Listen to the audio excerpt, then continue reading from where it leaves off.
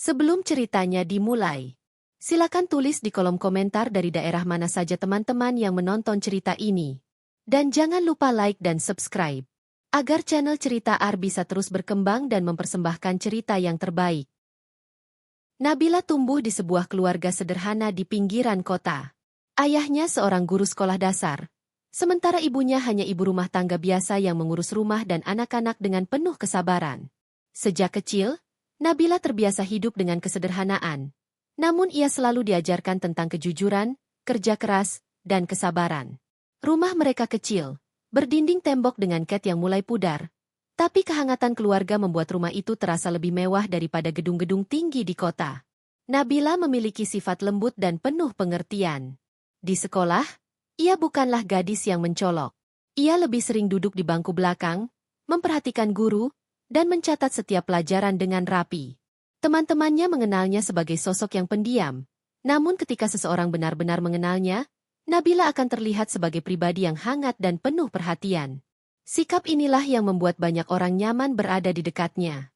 Setelah lulus SMA, Nabila memilih bekerja sambil melanjutkan kuliah malam. Ia bekerja sebagai kasir di sebuah minimarket untuk membantu perekonomian keluarga. Gajinya tidak besar, tapi ia selalu merasa bahagia bisa membantu orang tuanya. Dari situlah ia belajar arti tanggung jawab. Suatu sore, saat ia sedang merapikan rak minuman di minimarket tempatnya bekerja, datanglah seorang pria muda bernama Bayu. Bayu adalah pelanggan baru yang kebetulan bekerja di kantor dekat minimarket tersebut. Dengan wajah tampan, senyum ramah, dan penampilan yang rapi, Bayu langsung menarik perhatian. Bagi Nabila, ia hanyalah pembeli biasa. Tapi ternyata sejak pertemuan pertama itu, Bayu merasa ada sesuatu yang berbeda pada Nabila. Hari-hari berikutnya, Bayu sering datang ke minimarket itu, kadang hanya membeli sebotol air mineral, kadang sekadar roti. Namun ia selalu menyempatkan diri menyapa Nabila dengan senyum hangat. Awalnya Nabila canggung, namun lama-kelamaan ia mulai terbiasa. Dari sapaan singkat, kemudian berkembang menjadi obrolan ringan tentang cuaca, pekerjaan, hingga kehidupan sehari-hari. Bayu ternyata bekerja di sebuah perusahaan swasta yang cukup besar. Posisinya memang belum terlalu tinggi, namun ia memiliki semangat kerja dan ambisi besar untuk sukses.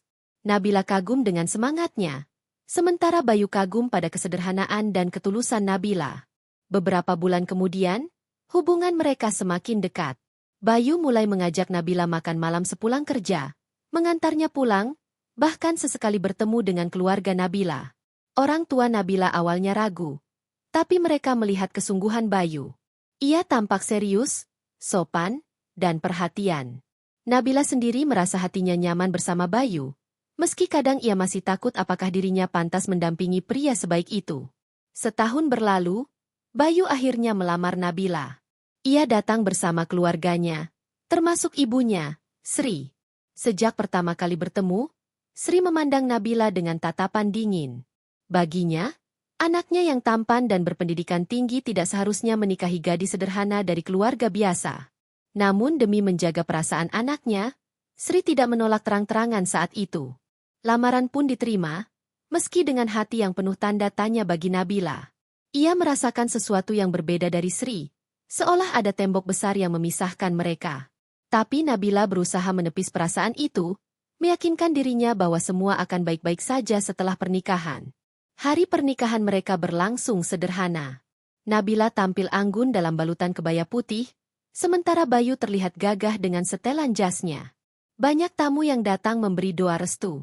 Namun di balik senyumnya, Nabila tetap merasa ada yang janggal dari tatapan Sri. Seolah-olah tatapan itu mengirimkan pesan bahwa dirinya tidak pernah benar-benar diterima. Setelah menikah, Nabila dan Bayu tinggal di rumah keluarga Bayu, rumah yang cukup besar di kawasan perumahan kota. Sri tinggal bersama mereka, karena suaminya sudah lama meninggal. Dari sinilah kehidupan rumah tangga Nabila benar-benar diuji. Hari-hari pertama, Nabila berusaha menyesuaikan diri. Ia bangun lebih pagi dari semua orang, menyiapkan sarapan, membersihkan rumah, dan memastikan semua kebutuhan suami serta mertua terpenuhi. Ia berharap dengan usahanya itu, Sri bisa perlahan menerima kehadirannya. Namun kenyataan tidak seindah harapan. Sri kerap mencari-cari kesalahan Nabila. Jika masakannya sedikit asin, ia akan mengeluh keras. Jika rumah belum terlalu bersih menurut standarnya, ia akan mengomel panjang. Bahkan cara Nabila menyetrika pakaian pun dianggap tidak benar. Bayu awalnya mencoba menenangkan, tetapi lama-kelamaan ia terbiasa diam saja, membiarkan ibunya berkata sesuka hati. Malam hari, ketika Nabila duduk di kamar sambil melipat pakaian, seringkali ia menahan air mata.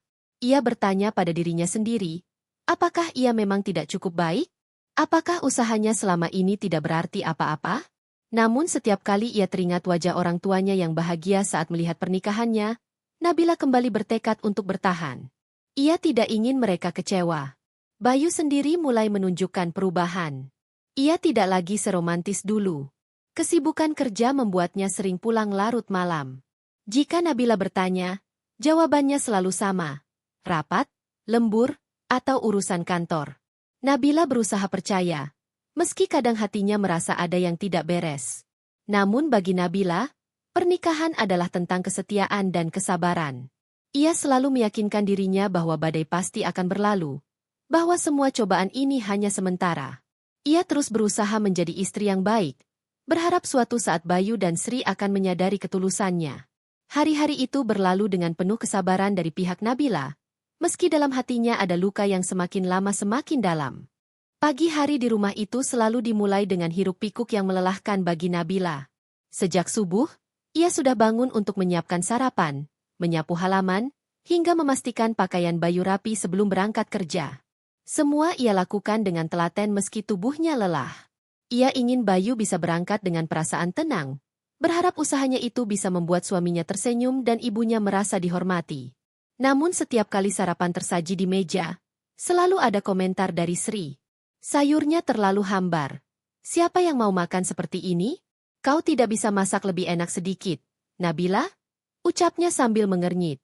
Nabila menunduk, mencoba menahan hatinya agar tidak retak. Maaf, Bu. Besok saya coba masak lebih enak lagi.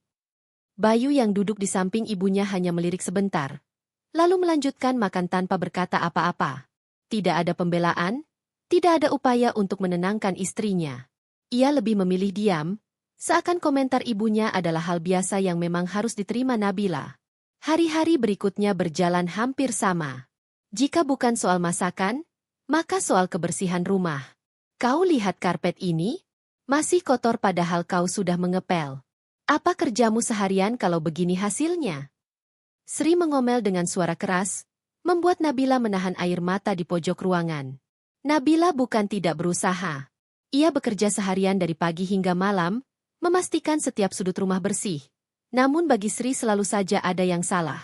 Bahkan cara Nabila melipat pakaian pun sering dianggap tidak rapi. Kadang ia berpikir, seandainya ia bisa memiliki rumah kecil sendiri bersama Bayu, mungkin semua akan terasa lebih ringan. Tetapi Bayu tidak pernah menunjukkan keinginan itu. Kita tinggal di sini saja dulu. Lagi pula ibu sendirian, masa kita tinggalkan dia? Begitu alasan yang selalu diucapkannya setiap kali Nabila mencoba membuka pembicaraan tentang rumah sendiri.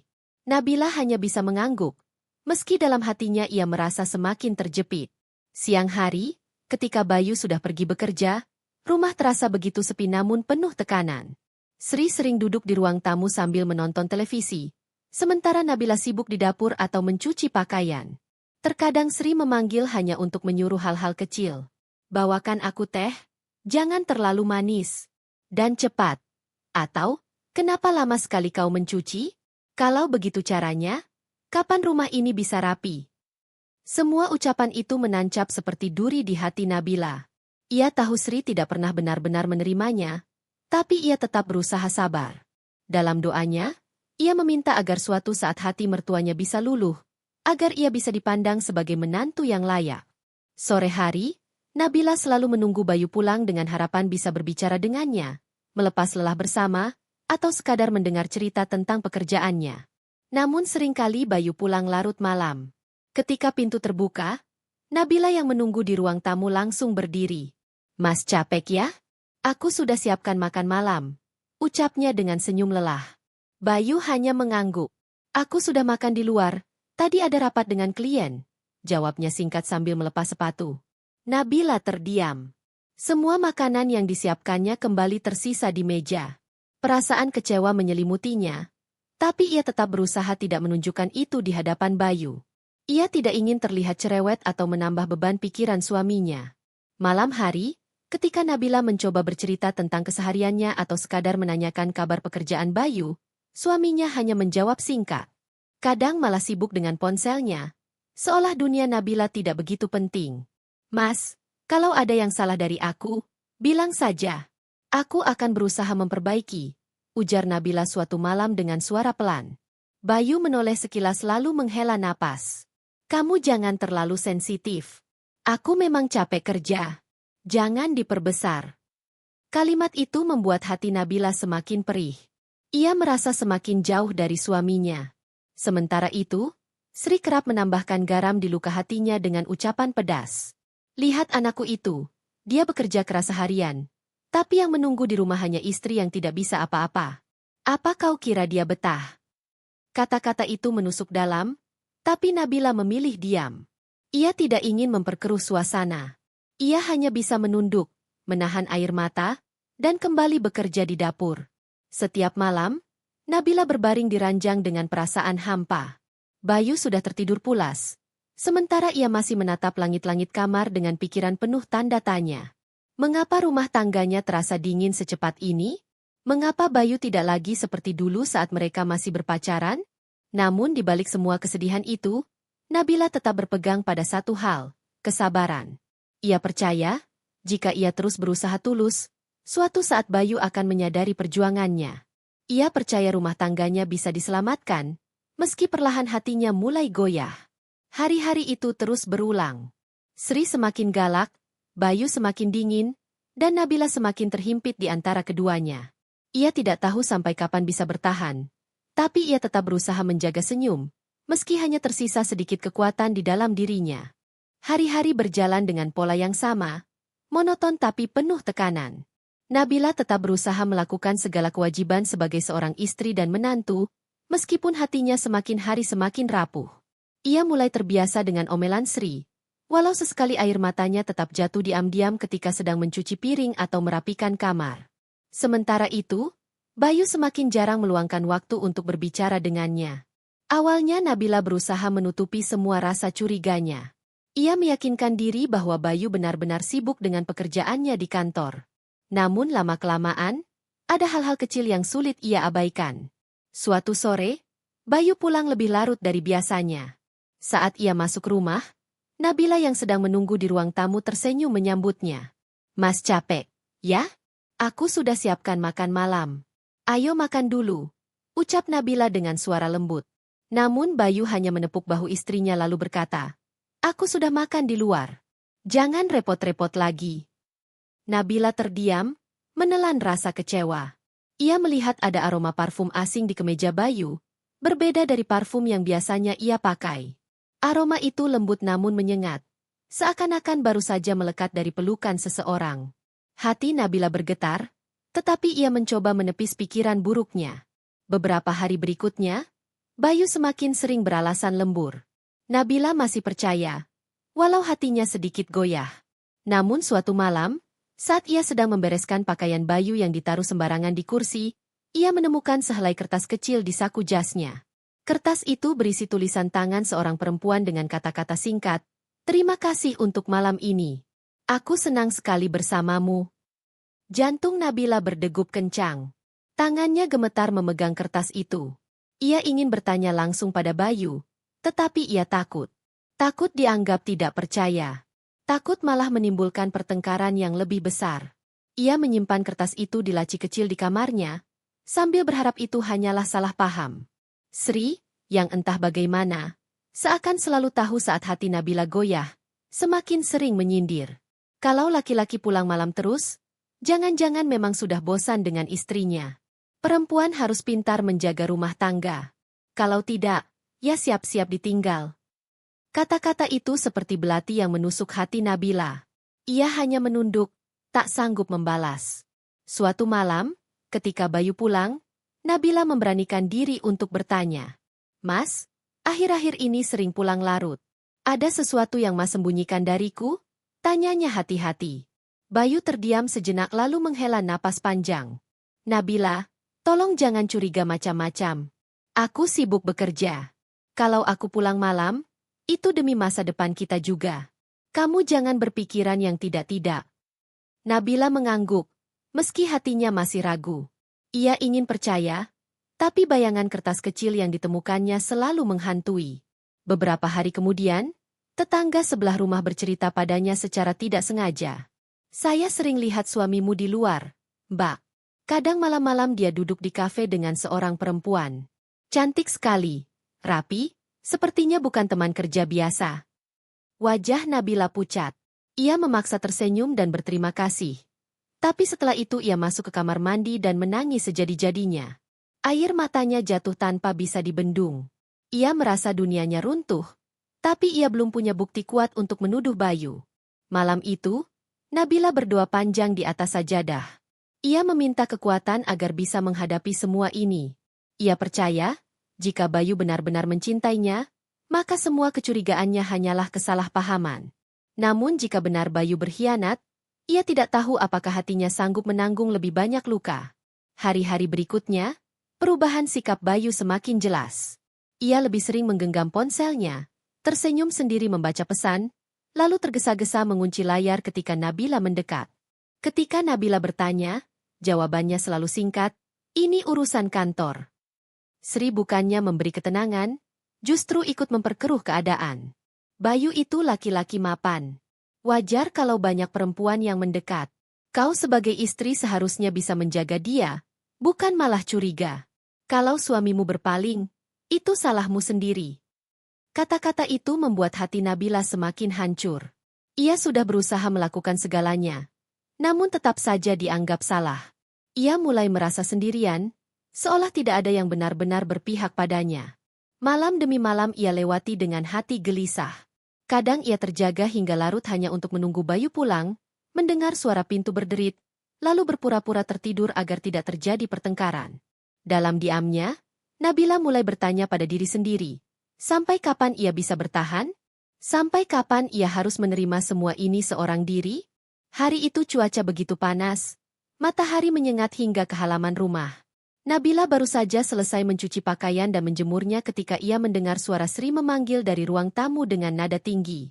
"Nabila, cepat ke sini." Dengan langkah terburu-buru, ia masuk ke dalam. Sri duduk di kursi sambil melipat tangan di dada. Wajahnya penuh amarah. Di sampingnya ada seorang tetangga yang terlihat kikuk, seakan baru saja menyampaikan sesuatu yang penting. "Bu, ada apa?" tanya Nabila dengan suara pelan. Sri menatapnya tajam. "Kau ini perempuan macam apa? Aku baru saja mendengar kabar memalukan dari tetangga. Katanya kau sering terlihat dekat dengan lelaki lain. Apa benar itu?" Nabila terkejut, matanya membesar. "Apa, Bu? Tidak, itu tidak benar. Saya tidak pernah." Tetapi Sri langsung memotong ucapannya. "Jangan membantah. Aku sudah sering dengar gosipnya. Kau pura-pura baik di depan anakku, tapi di belakang kau selingkuh? Kau tega sekali mempermalukan keluarga ini." Tubuh Nabila bergetar. "Bu, saya bersumpah, saya tidak pernah melakukan hal seperti itu. Demi Allah, saya tidak pernah berkhianat pada Bayu." Tetangga itu buru-buru berpamitan, tampak tidak enak hati karena merasa telah membawa kabar buruk.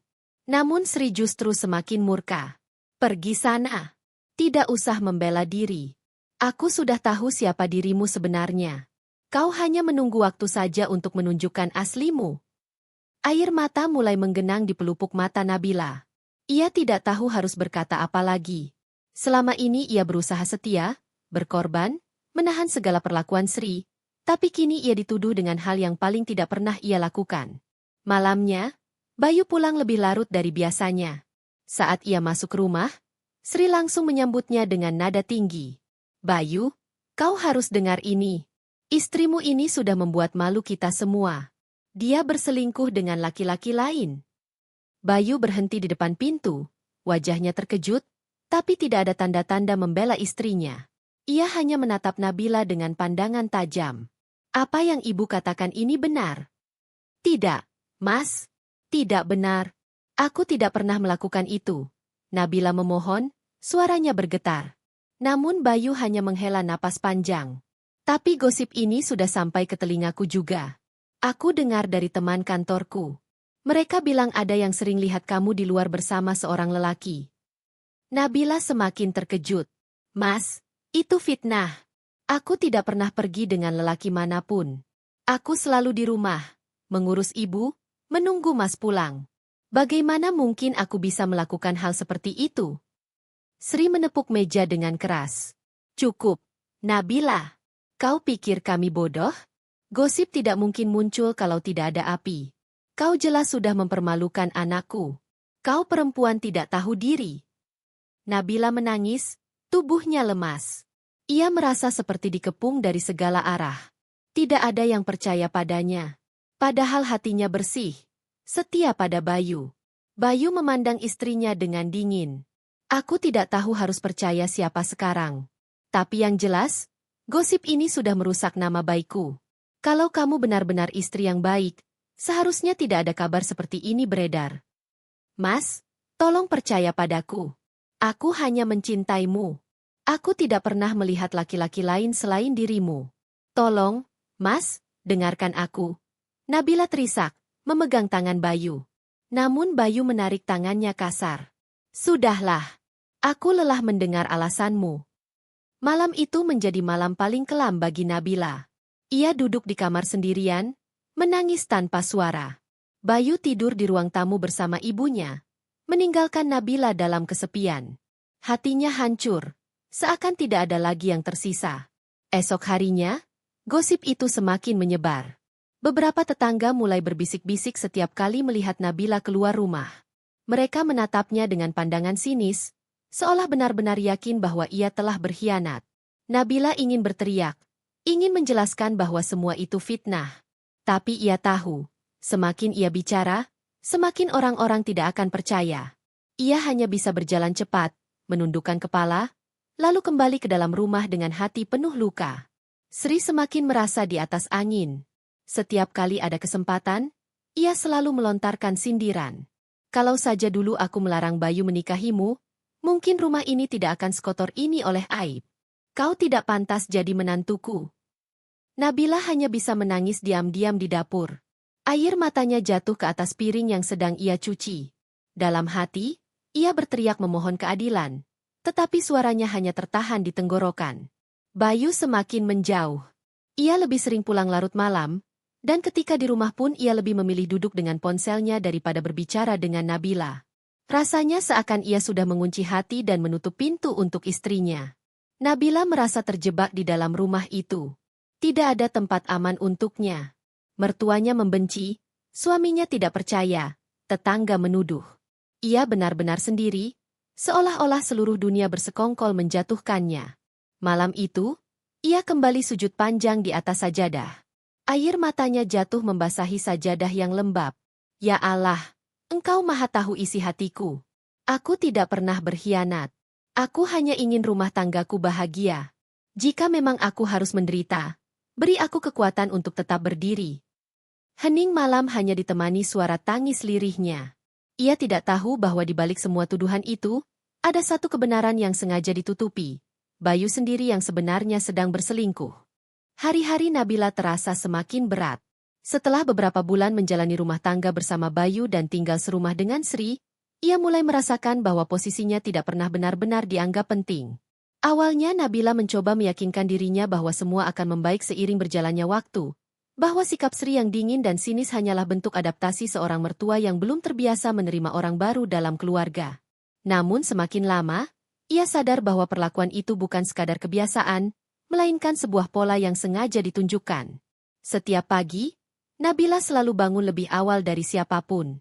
Ia bergegas ke dapur, menyiapkan sarapan untuk Bayu dan Sri. Kadang ia bahkan tidak sempat menikmati makanannya sendiri, karena sibuk memastikan semuanya tertata rapi. Namun, saat sarapan tersaji di meja, Sri kerap mengomentari hasil masakan Nabila. Telurnya terlalu asin, ujar Sri suatu pagi sambil menatap tajam ke arah menantu perempuannya. Nabila terdiam sejenak, menunduk dalam. Maaf, Bu. Besok saya coba lebih hati-hati lagi.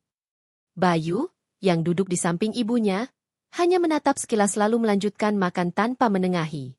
Ia sama sekali tidak berusaha membela istrinya.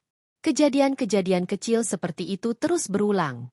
Sri selalu punya cara untuk membuat Nabila merasa salah, entah lewat komentar tajam atau tatapan yang merendahkan. Nabila menelan semua itu dengan sabar.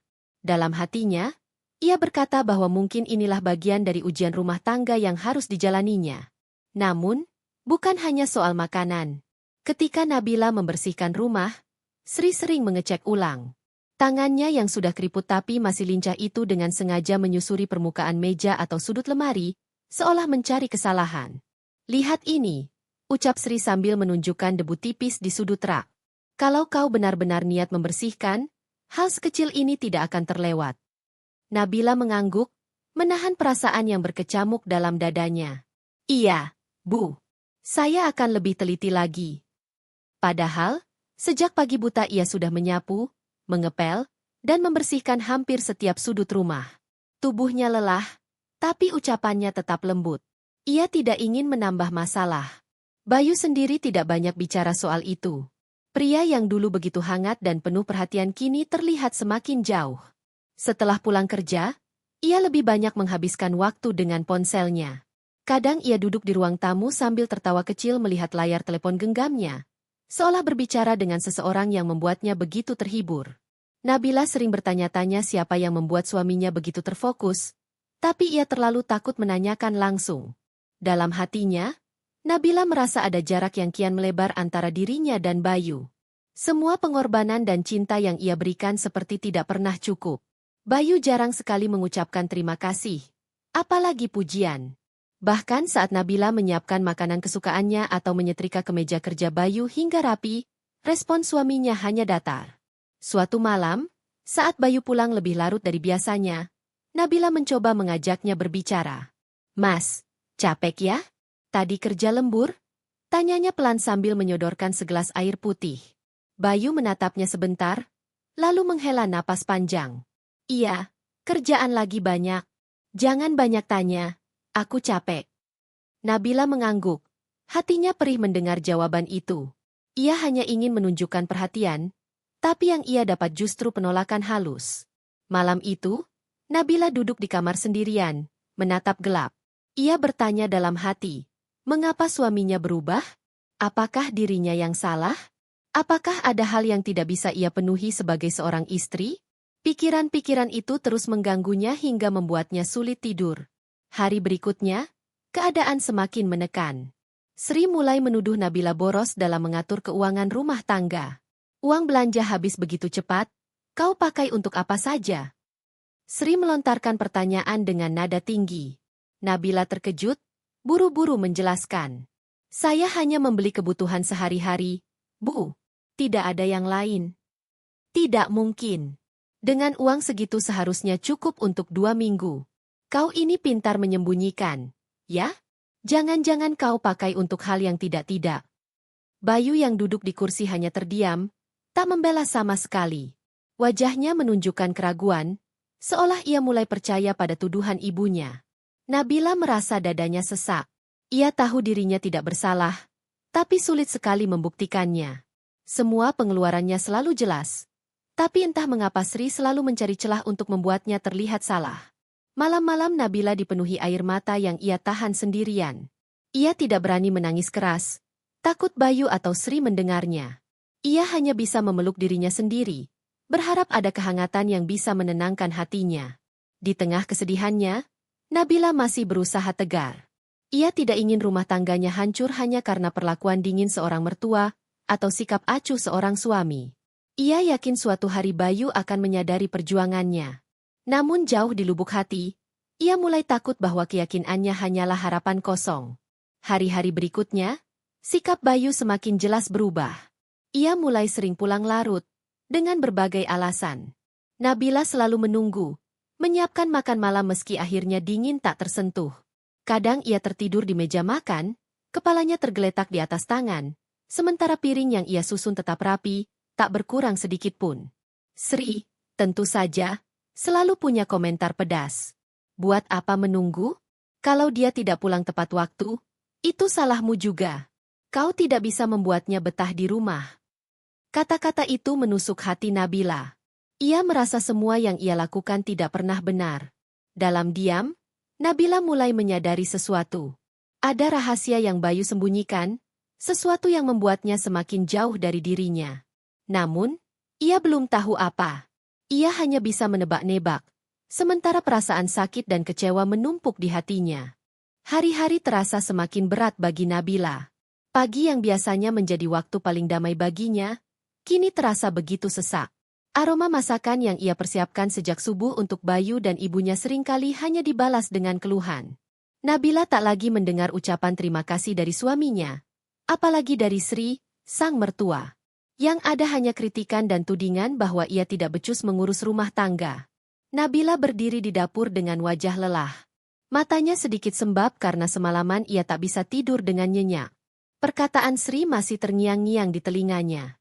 Perempuan macam kamu ini harusnya bersyukur bisa numpang di rumah saya. Jangan sok merasa paling benar. Ingat, kalau bukan karena Bayu, kamu itu siapa? Kalimat itu menusuk begitu dalam. Seakan seluruh harga diri dan jati dirinya dihapus begitu saja. Nabila merasakan betapa ia dianggap tak lebih dari beban. Meskipun selama ini ia telah berusaha keras menjadi istri dan menantu yang baik. Bayu, yang dulu selalu penuh perhatian, kini juga berubah. Ia pulang semakin larut dengan alasan pekerjaan, meskipun Nabila sering mencium aroma parfum asing di bajunya. Hatinya menjerit, tapi ia memilih diam. Nabila tidak mau langsung menuduh tanpa bukti. Ia hanya menyimpan rasa curiga itu dalam-dalam, berharap suaminya masih memiliki sedikit cinta untuknya. Pagi itu, Nabila menghidangkan sarapan di meja makan. Nasi hangat, sayur bening, dan ikan goreng yang ia goreng dengan hati-hati.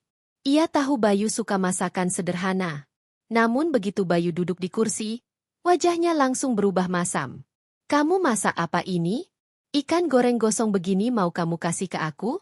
Nabila, kamu itu bisa masak atau tidak sih? Bayu menatapnya tajam. Nabila mencoba menahan air matanya.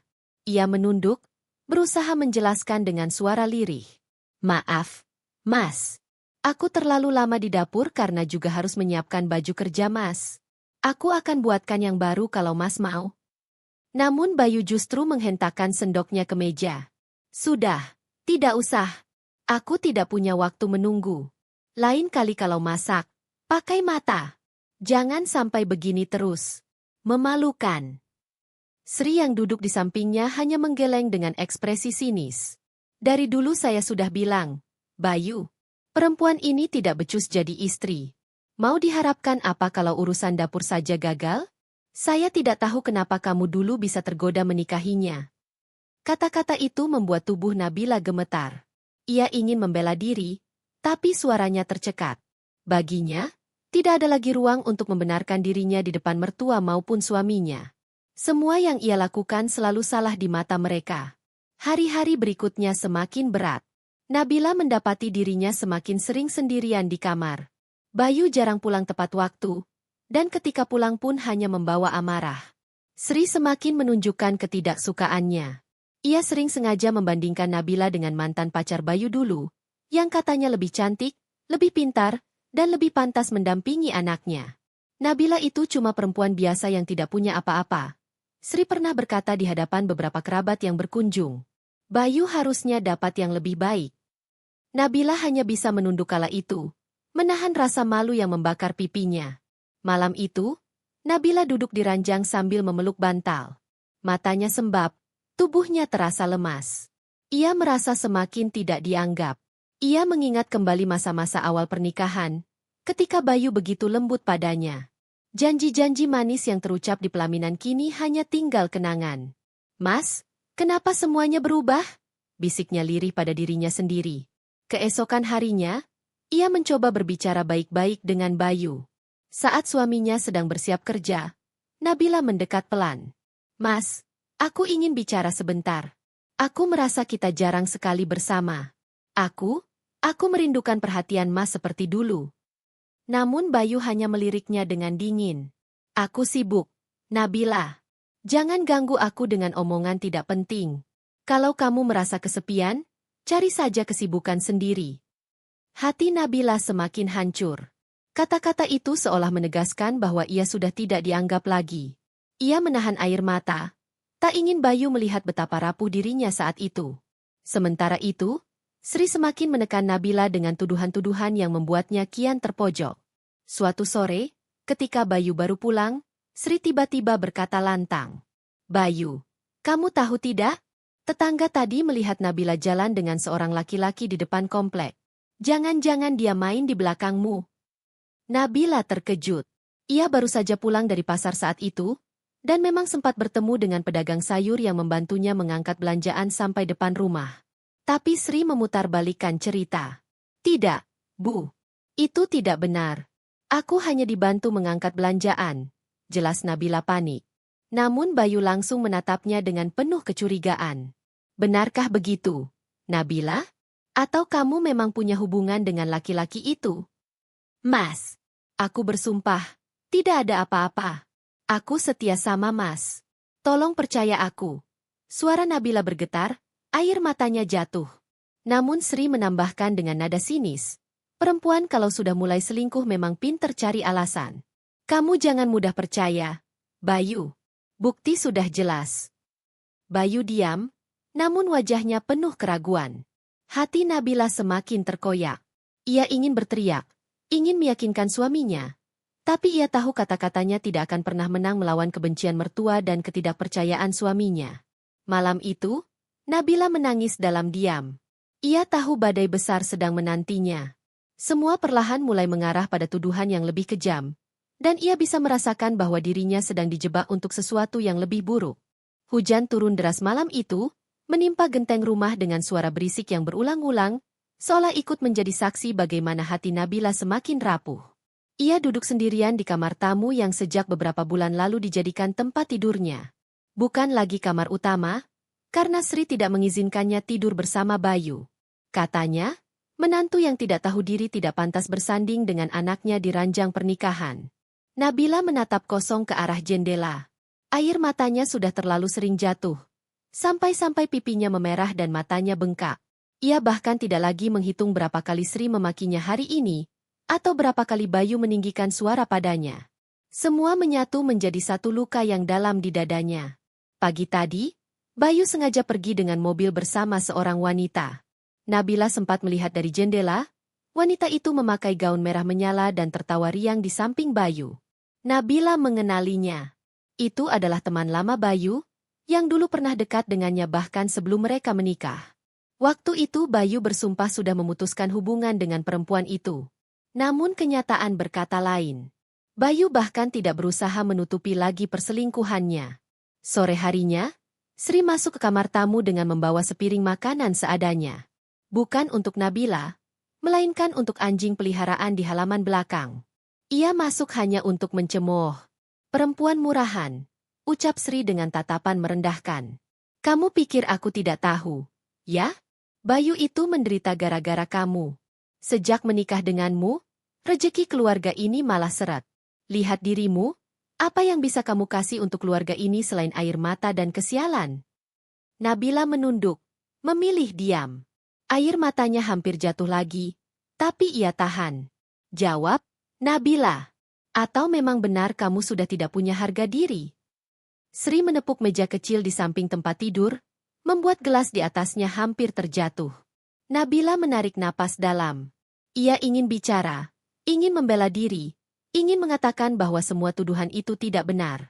Namun suaranya tercekat di tenggorokan. Setiap kali mencoba berbicara, Sri selalu memotong dan menindas dengan kata-kata lebih tajam. Bayu sudah cerita semuanya. Lanjut Sri dengan nada penuh kemenangan. Dia bilang kamu sering keluar malam diam-diam. Kamu pikir aku buta? Kamu pikir aku tidak bisa menilai perempuan macam kamu? Selingkuh. Itu yang kamu lakukan. Makanya mulai sekarang jangan banyak tingkah. Bersyukurlah aku masih kasih kamu makan. Sri pergi sambil membanting pintu. Nabila terisak sendirian. Kata-kata itu seperti belati yang menusuk dadanya. Yang lebih menyakitkan lagi, tuduhan itu datang bukan hanya dari mertuanya, tetapi dari mulut Bayu sendiri. Suami yang dulu ia percaya, suami yang dulu ia bela mati-matian di hadapan orang tuanya, kini berbalik menuduhnya tanpa dasar. Malam itu Nabila berlutut di samping ranjang, berdoa dengan air mata yang tak terbendung. Ya Allah, sampai kapan aku kuat begini? Apa salahku? Ya Allah, aku hanya ingin menjadi istri yang baik. Aku hanya ingin dicintai. Kenapa semua orang memperlakukan aku seperti sampah? Di luar kamar, Bayu baru saja pulang. Suara tawa wanita itu masih terdengar saat mereka berpisah di depan rumah. Bayu masuk dengan wajah sumringah, seolah tak terjadi apa-apa. Ketika ia melangkah melewati kamar tamu, ia mendengar suara tangisan lirih dari dalam. Alih-alih merasa iba, ia malah menghela napas kesal. Dasar perempuan lemah, gumamnya sebelum berjalan ke kamarnya sendiri. Keesokan harinya, Sri mengumpulkan tetangga di halaman rumah. Ia dengan sengaja menyebarkan kabar bahwa Nabila adalah istri tidak setia. Di depan orang-orang, Sri berpura-pura menjadi mertua yang tersakiti. Saya ini sudah sabar, katanya dengan suara lantang. Tapi menantu saya ini sudah keterlaluan. Bayu anak saya laki-laki baik, kerja keras, tapi istrinya malah keluyuran malam, bikin malu keluarga. Orang-orang hanya bisa saling pandang. Ada yang percaya, ada juga yang ragu. Namun Sri berbicara dengan penuh keyakinan, seolah tidak ada sedikit pun kebohongan dalam ucapannya. Nabila berdiri di pojok halaman, menunduk, tak mampu berkata-kata. Jika ia membantah, maka Sri akan semakin menekannya di depan semua orang. Selesai pertemuan itu, Nabila kembali masuk ke kamarnya dengan tubuh gemetar. Rasanya dunia runtuh menimpanya. Ia bukan hanya dipermalukan di rumah, tetapi juga di hadapan tetangga. Nama baiknya hancur, padahal ia tidak pernah melakukan apa yang dituduhkan. Di dalam kesendiriannya, Nabila mulai menyadari sesuatu. Ia tidak bisa terus-menerus seperti ini. Jika ia diam, mereka akan semakin menindasnya. Jika ia hanya menangis, mereka akan semakin puas menyiksanya. Ada bara kecil yang mulai menyala di dalam hatinya. Bara itu masih samar, masih lemah. Tetapi ia tahu suatu saat akan menjadi api yang membakar semua ketidakadilan yang ia alami. Namun untuk saat ini, Nabila hanya bisa menahan diri. Ia perlu waktu, ia perlu kekuatan, ia perlu cara untuk berdiri kembali. Malam itu ia menatap cermin, melihat wajahnya sendiri yang pucat dan penuh luka batin. Aku tidak akan selamanya seperti ini, bisiknya lirih pada dirinya sendiri. Akan ada saatnya aku berdiri, dan mereka semua akan tahu siapa yang sebenarnya bersalah. Hari-hari yang dilalui Nabila setelah terusir dari rumah itu semakin penuh dengan luka batin. Setiap malam ia hanya bisa berbaring di ranjang kecil kosannya, menatap atap yang sudah mengelupas catnya. Hatinya seringkali bertanya-tanya, mengapa nasibnya begitu pahit? Padahal ia tak pernah sekalipun melakukan pengkhianatan seperti yang dituduhkan Bayu dan Sri. Justru sebaliknya, Bayu yang bermain api di belakangnya, Bayu yang menciptakan kehancuran rumah tangga itu. Namun, meski hatinya hancur, Nabila mulai menyadari sesuatu. Ia tak boleh terus-menerus terjebak dalam kesedihan. Ia harus bangkit. Ia harus melanjutkan hidup. Air mata tidak akan membuat Bayu menyesal atau Sri berubah pikiran. Air mata hanya akan membuatnya semakin terpuruk. Suatu pagi, Nabila memberanikan diri untuk kembali mencari pekerjaan. Tabungannya hampir habis. Dan ia harus memastikan dirinya tetap bisa bertahan hidup. Ia berjalan menyusuri jalanan ramai dengan langkah penuh tekad. Jaket tipis yang ia kenakan menahan sedikit hawa dingin pagi, rambutnya yang panjang diikat sederhana. Meski matanya masih tampak sembab karena kurang tidur, Nabila memaksa dirinya terlihat kuat. Ia memasuki sebuah kafe kecil di sudut jalan. Di depan pintu tertempel sebuah pengumuman. Membutuhkan karyawan, bagian kasir dan pelayan. Nabila membaca berulang kali tulisan itu, seakan memastikan dirinya tidak salah lihat. Permisi, Mbak. Saya lihat ada lowongan di sini. Apakah masih bisa melamar? Tanya Nabila sopan kepada seorang wanita parubaya yang berdiri di balik meja kasir. Wanita itu mengangkat wajahnya, menatap Nabila dengan senyum ramah. Oh, iya, masih. Kamu bisa isi formulir dulu. Namamu siapa? Nabila, Bu. Wajah wanita itu semakin ramah. Saya Bu Rini, pemilik kafe ini. Duduk saja dulu, nanti saya kasih formulirnya. Nabila duduk di kursi kayu sederhana. Aroma kopi dan roti panggang memenuhi ruangan, memberikan kehangatan tersendiri. Saat formulir diberikan, ia mengisi dengan teliti, meski tangannya sedikit gemetar. Ia menulis riwayat pendidikannya, pengalaman kerjanya, dan juga alasan ia melamar pekerjaan. Tentu saja ia tidak menceritakan bahwa ia baru saja diusir oleh suami dan mertua. Setelah selesai, Bu Rini kembali membaca formulir itu. Kamu pernah kerja di toko buku, ya? Iya, Bu. Beberapa tahun yang lalu, jawab Nabila pelan. Bagus. Kafe ini memang butuh orang yang teliti dan sabar melayani pelanggan. Kalau begitu, mulai besok kamu bisa langsung kerja. Bagaimana? Mata Nabila membesar, hatinya bergetar. Ia hampir tidak percaya bisa diterima secepat itu. Serius, Bu? Terima kasih banyak, Bu. Kerja yang sungguh-sungguh. Ya, nanti kamu bisa belajar dari karyawan lain, ucap Bu Rini sambil tersenyum. Hari itu Nabila pulang dengan hati sedikit lebih ringan. Untuk pertama kalinya setelah sekian lama, ia merasakan harapan kecil yang tumbuh di hatinya. Keesokan harinya, Nabila mulai bekerja. Awalnya ia agak canggung, tapi perlahan ia belajar bagaimana melayani pelanggan dengan ramah. Ada saat-saat ketika ia merasa lelah, tapi melihat senyum pelanggan yang puas membuatnya kembali bersemangat. Bu Rini pun sering memberikan semangat padanya. Namun, di balik semangat barunya, luka di hati Nabila belum sepenuhnya hilang. Setiap kali ia melihat pasangan suami istri datang ke kafe, hatinya terasa perih. Ia teringat saat-saat dulu bersama Bayu, saat mereka masih bisa duduk bersama di meja makan, bercanda dan berbagi cerita. Kini semua itu hanya tinggal kenangan yang menyakitkan. Suatu sore, saat Nabila sedang membersihkan meja, seorang pelanggan pria masuk. Penampilannya rapi, mengenakan kemeja putih sederhana. Ia terlihat santai, namun ada wibawa yang terpancar dari dirinya. Ia duduk di dekat jendela, memesan kopi hitam. Nabila menghampirinya sambil membawa pesanan. Silakan, Pak, kopi hitamnya. Pria itu menatapnya sejenak. Ada sorot mata hangat namun tajam yang membuat Nabila sedikit gugup. Terima kasih, Mbak. Ucapnya dengan senyum tipis. Seketika Nabila merasa jantungnya berdegup kencang. Ada sesuatu dari tatapan pria itu yang terasa berbeda. Entah apa, tapi ia merasakan semacam ketenangan sekaligus ketegangan yang aneh. Pria itu kemudian membuka laptop dan sibuk bekerja. Sesekali ia menyeruput kopinya sambil menatap ke arah luar jendela. Nabila kembali ke pekerjaannya, tapi tanpa sadar matanya beberapa kali melirik ke arah pria tersebut.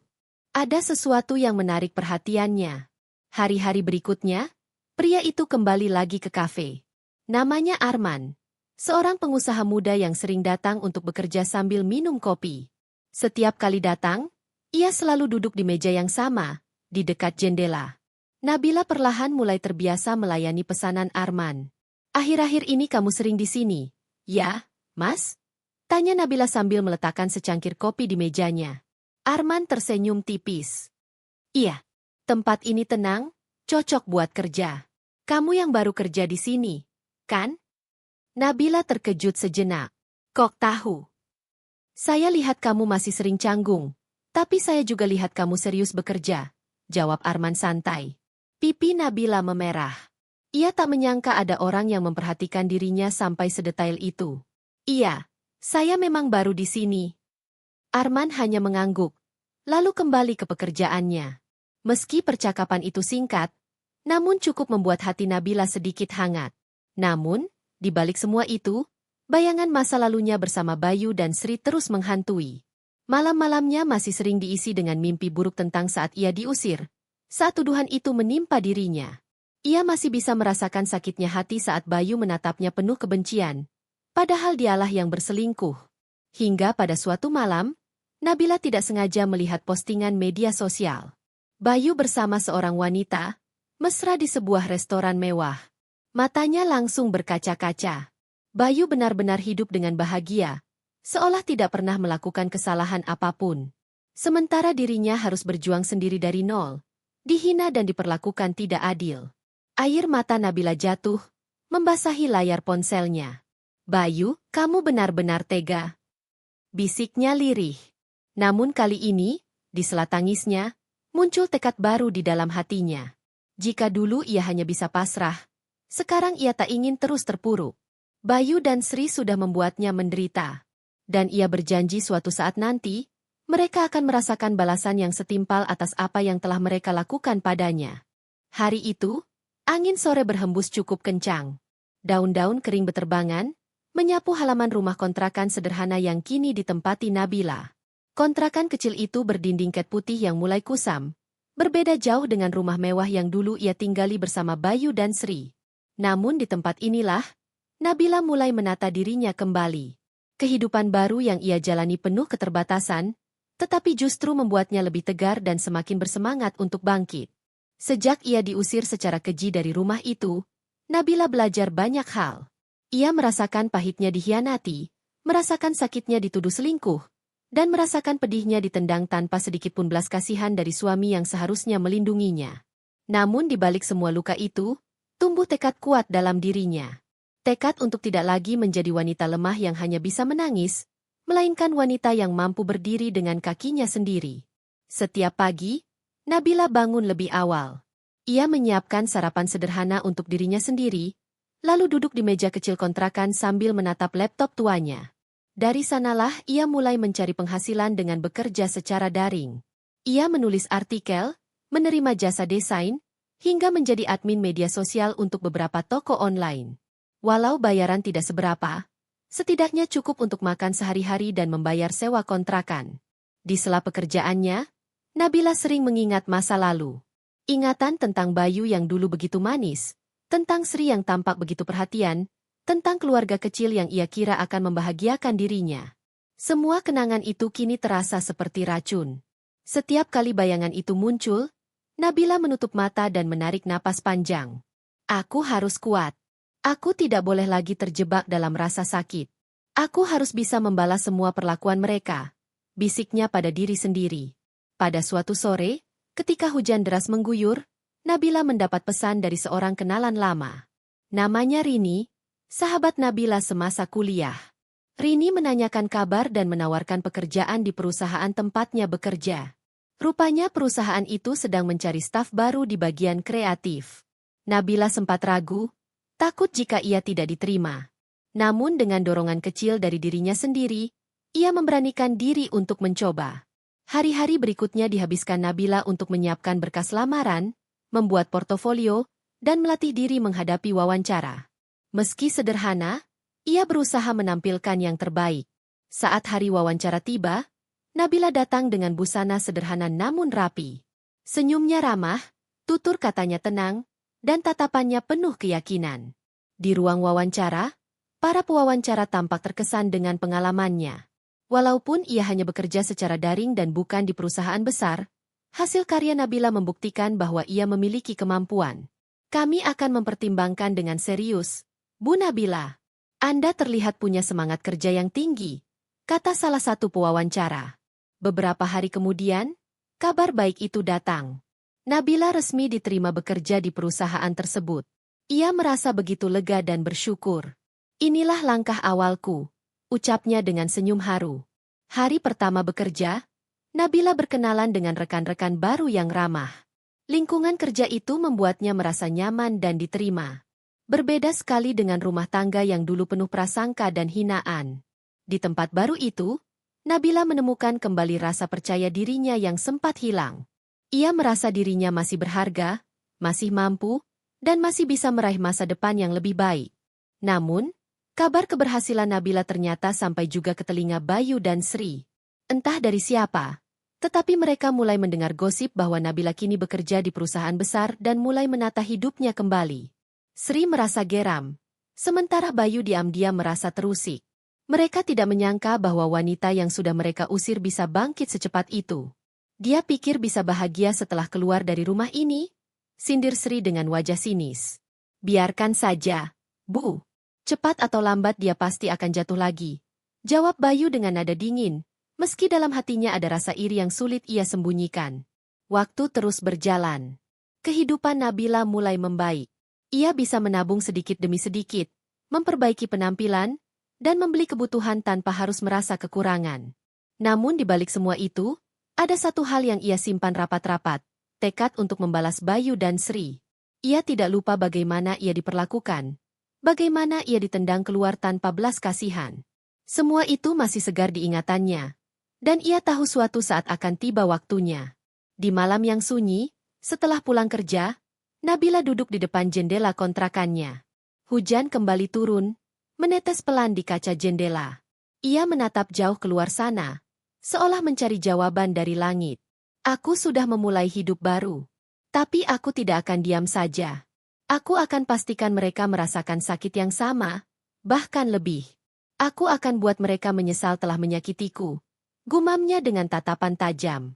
Bab ini menjadi titik balik bagi Nabila. Dari seorang wanita yang hancur dan putus asa, ia berubah menjadi wanita yang penuh tekad dan kekuatan. Jalan hidupnya mulai menemukan cahaya. Tetapi di balik cahaya itu, api dendam juga semakin menyala. Ia tahu perjalanannya belum berakhir, justru baru dimulai. Dan langkah demi langkah yang ia jalani akan membawanya menuju balasan yang setimpal untuk Bayu dan Sri. Malam itu, hujan turun deras membasahi jalanan kota. Nabila berdiri di depan jendela apartemennya, menatap butir-butir air yang mengalir di kaca. Hatinya penuh dengan campuran rasa sakit, kecewa, sekaligus tekad yang semakin menguat. Semua kejadian yang sudah berlalu seakan menumpuk menjadi satu beban berat yang menekan dadanya. Bayu dan Sri telah mengusirnya, menendangnya tanpa belas kasihan, menghancurkan rumah tangga yang selama ini dia jaga dengan sepenuh hati. Tetapi di balik semua luka itu, perlahan tumbuh kekuatan baru dalam dirinya. Hari-hari yang dilaluinya setelah diusir penuh dengan penderitaan. Ia pernah kelaparan, tidur di terminal bus, bahkan hampir kehilangan semangat hidup. Namun keberuntungan perlahan berpihak padanya. Perjuangannya mencari pekerjaan berbuah hasil. Seorang pengusaha butik ternama yang melihat kegigihannya, akhirnya memberi Nabila kesempatan untuk bekerja.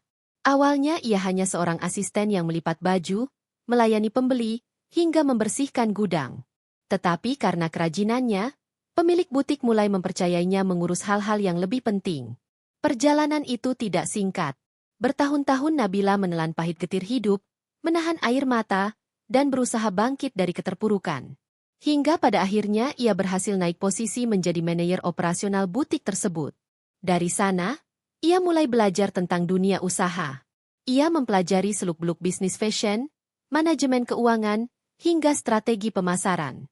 Malam-malamnya sering ia habiskan untuk membaca buku, mengikuti pelatihan daring, dan berdiskusi dengan orang-orang yang lebih berpengalaman. Kerja keras itu berbuah manis. Nabila berhasil membuka butik kecil miliknya sendiri. Dengan modal tabungan yang sedikit ditambah pinjaman dari bank, ia menyewa ruko sederhana di pinggir jalan. Tak disangka, butiknya justru ramai karena desain pakaian yang unik dan kualitas bahan yang bagus. Lambat laun, usaha itu berkembang pesat.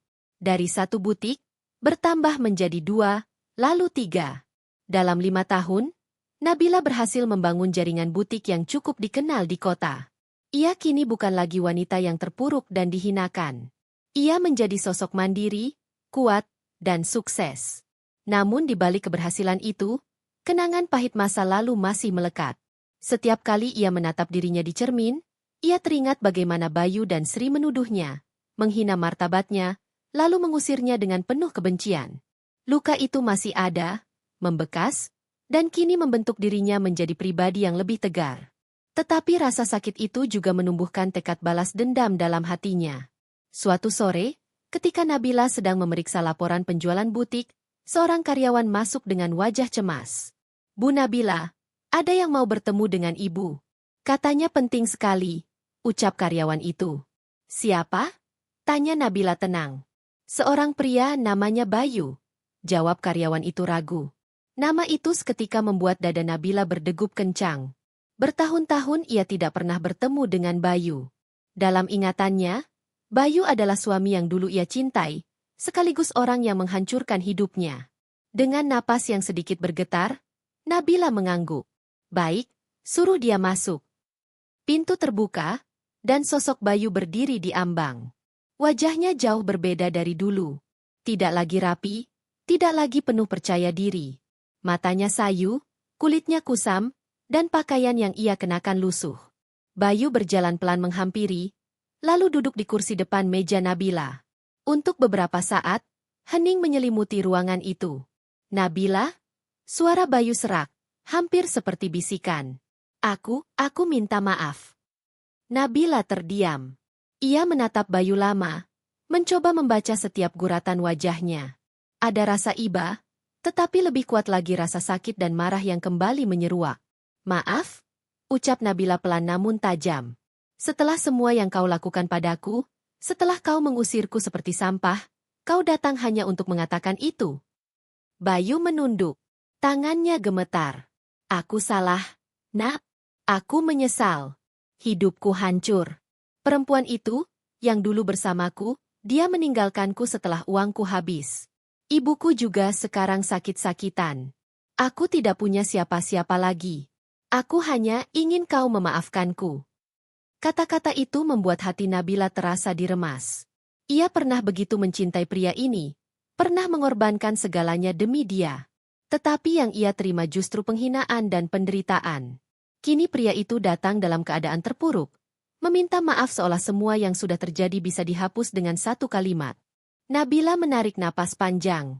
Bayu, aku pernah jatuh sehancur-hancurnya karena dirimu. Aku lapar, aku tidur di jalan, aku dihina orang. Semua itu karena kau dan ibumu. Kau menuduhku selingkuh padahal kau yang melakukannya. Kau menendangku tanpa belas kasihan. Kau tahu apa rasanya? Kau tahu betapa sakitnya. Bayu meneteskan air mata. Aku tahu aku jahat. Nak, aku bodoh. Aku kehilanganmu dan aku kehilangan segalanya. Aku hanya ingin kesempatan. Nabila menatapnya tajam, kemudian berdiri dari kursinya. Kesempatan itu sudah habis, Bayu. Aku sudah bangkit tanpa dirimu. Aku sudah hidup tanpa belas kasihanmu. Kau datang padaku bukan karena cinta, tapi karena kau terpuruk. Aku tidak akan pernah kembali ke masa lalu. Bayu terisak. Ia mencoba mendekat, namun Nabila mengangkat tangannya, menghentikan langkahnya. Cukup. Jangan pernah datang padaku lagi. Apa yang kau tabur, itulah yang kau tuai. Kau memilih meninggalkanku demi perempuan lain. Kau dan ibumu memilih menghinaku. Sekarang, rasakan akibatnya. Bayu jatuh berlutut, menangis di lantai. Tetapi Nabila tidak goyah. Ia berbalik, melangkah menuju jendela, menatap hujan yang masih turun deras. Dalam hatinya ada sedikit rasa iba, tetapi lebih besar lagi rasa lega. Untuk pertama kalinya, ia merasa dirinya benar-benar menang. Hari itu menjadi awal dari pembalasan Nabila, bukan dengan amarah membabi buta, melainkan dengan keberhasilan, harga diri, dan kekuatan yang ia bangun sendiri. Luka itu masih ada, tetapi kini ia berdiri di atas luka itu dengan kepala tegak. Di luar, hujan semakin deras, seakan ikut mencuci sisa-sisa luka lama. Nabila menutup matanya sejenak, membiarkan air mata mengalir pelan. Namun kali ini bukan air mata kelemahan, melainkan air mata kemenangan.